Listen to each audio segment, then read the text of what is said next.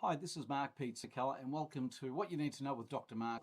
What I want to talk about today is subcontractors versus employees. And you may well say, well, Mark, haven't we been there and talked about this already? And the answer is we have.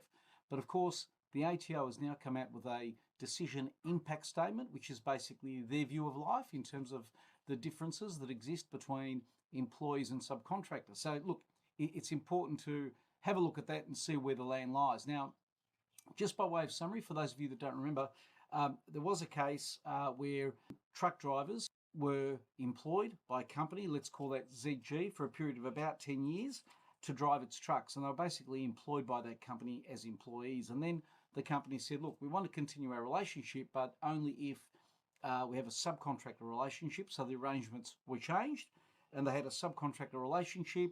The employees set up their own tax structures to deal with that.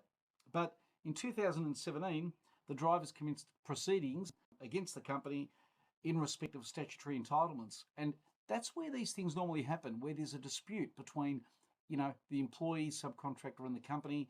Quite often there'll be a dispute about entitlements, employee entitlements, annual leave, that sort of thing, superannuation, etc.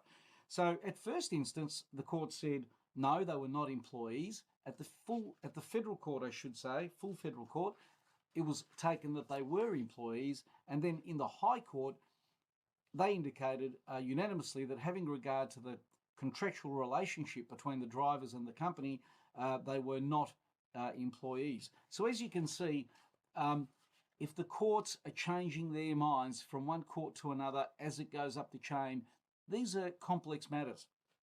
So what does the decision impact statement say? Well, the ATO will look at these things in determining or helping to determine what sort of considerations need to be looked at.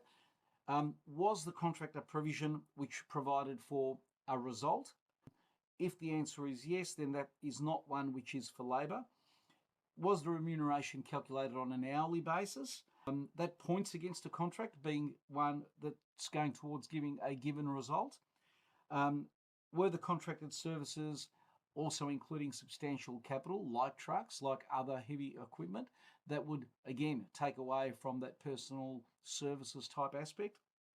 Was there ability to delegate? Because if there was, again, that would point towards there being not an employment relationship.